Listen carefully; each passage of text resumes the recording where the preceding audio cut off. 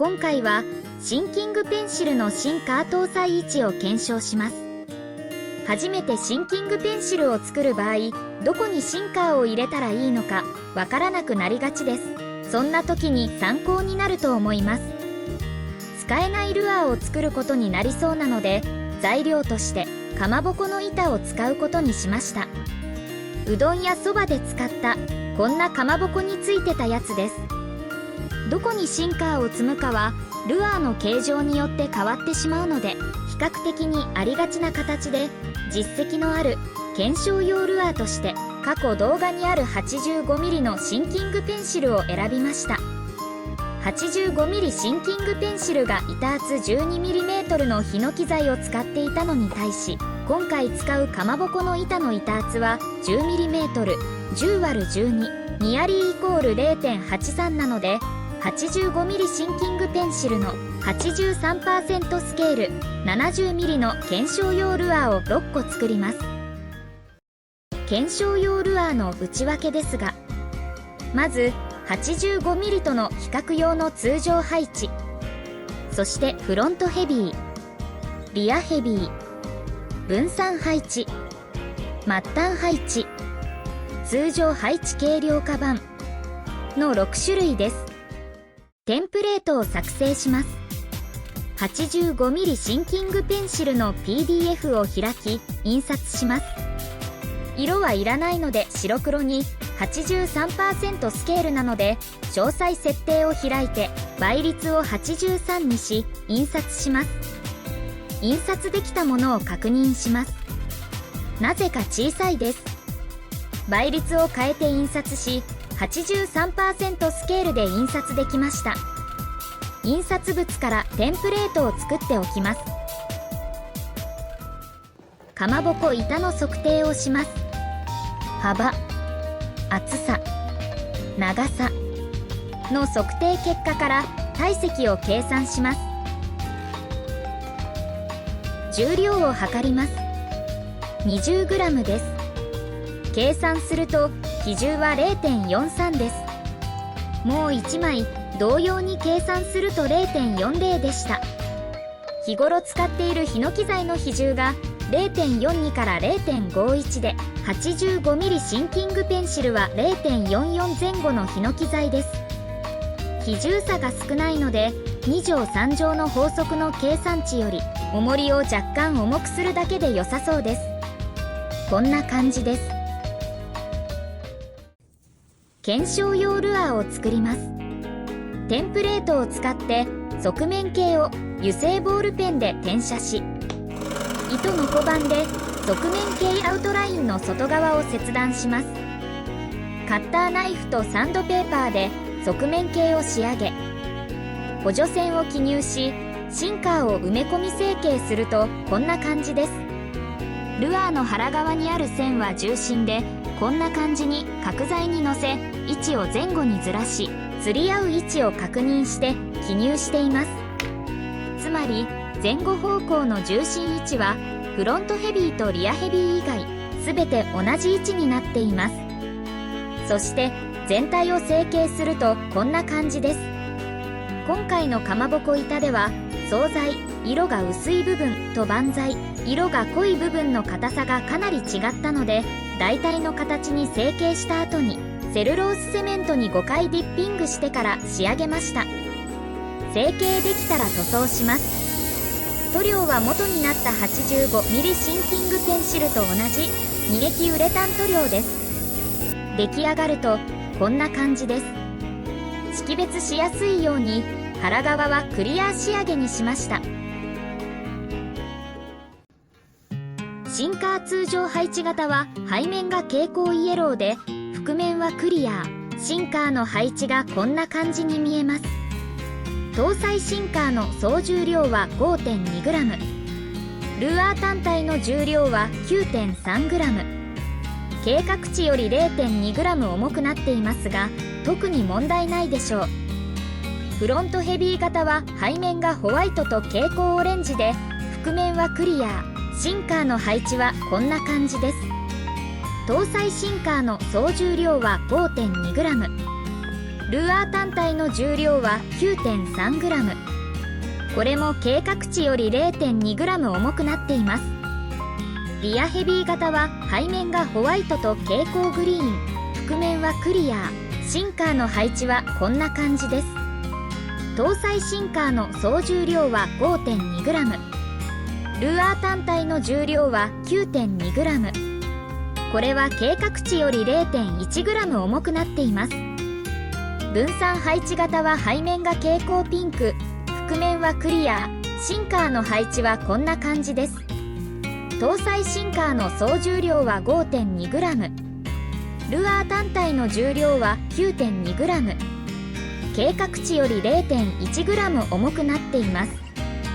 末端配置型は背面が蛍光グリーン、覆面はクリア。シンカーの配置はこんな感じです。搭載シンカーの総重量は 5.2g。ルアー単体の重量は 9.2g。計画値より 0.1g 重くなっています。軽量型は背面が蛍光オレンジ、覆面はクリア。シンカーの配置はこんな感じです。搭載シンカーの総重量は 3.6g。通常のシンカー重量の 70% です。ルアー単体の重量は 7.6g。計画値より 0.1g 重くなっています。フックをつけるとこんな感じです。スプリットリング、フックともに原型ルアーよりワンサイズ小さくしています。全尾重量 10.1g、原型ルアーの全尾重量が 17.5g、計画値が 10g なので誤差は 0.1g。他の検証用ルアーの誤差も小さいので十分検証になりそうです。原型ルアーと比べるとこんな感じです。原型ルアーのアクションはこんな感じです。若干ロールの入ったスラロームで結構な低速からアクションします。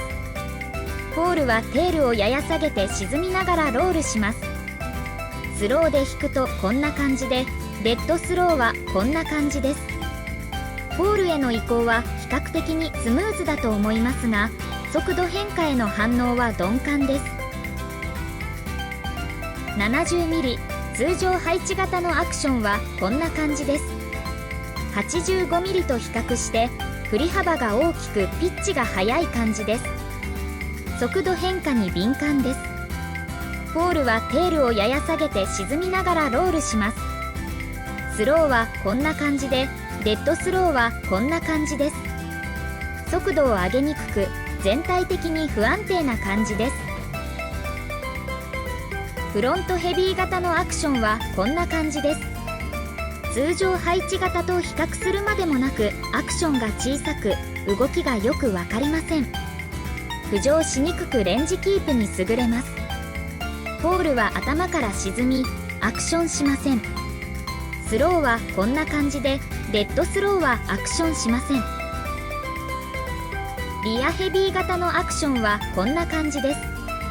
大きなアクションとともに急激に浮上します。ポールはテールから沈みアクションしません。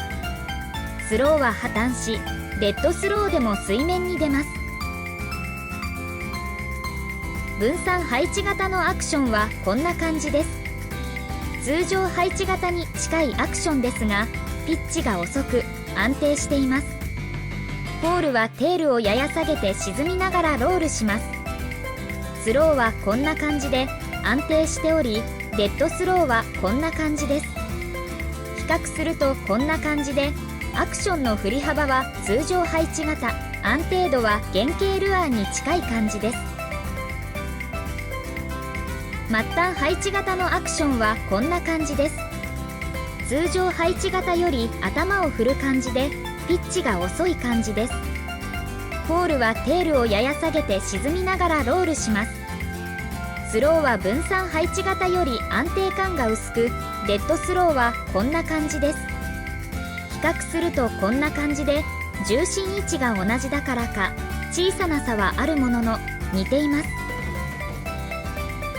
軽量型はシンカー重量を 70% にしていますが、全くアクションしません。ポールは流れに押されながらゆっくり沈みます。アクションの比較もできたのでまとめます。 70mm 通常配置型は原型ルアーに比べてアクションが速く大きくなり安定感が薄くなりました。これでシンカーの搭載位置や比重を揃えても大きさを変えるとアクションに影響を与えることが分かりました。そしてアクションしたものとしなかったものを分けるとこうなります。アクションしたルアーは全尾重量重から 10.1g、 搭載シンカーは 5.2g で、アクションしないルアーは全尾重量 8.6g、 搭載シンカーは 3.6g です。このことからシンキングペンシルの場合、ミノーに比べてより多くのシンカーを搭載する必要があることが分かります。軽量型を除く5種のうちフロントヘビー型とリアヘビー型は一般的なルアー形状ではまともに使えるものにならないので、初めて作る場合避けた方が無難です。残りの3種は重心が一緒なこともあり多少の差はありますが基本的に似ています。末端配置型のアクションについてはよく分かりませんが、分散配置型と通常配置型の結果から重心位置はこの辺りでシンカーを多めにできるだけ低重心に分散配置するのが無難で失敗しにくいと思います。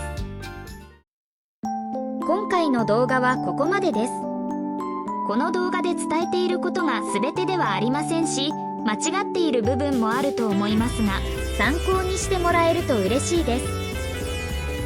それではご視聴ありがとうございました。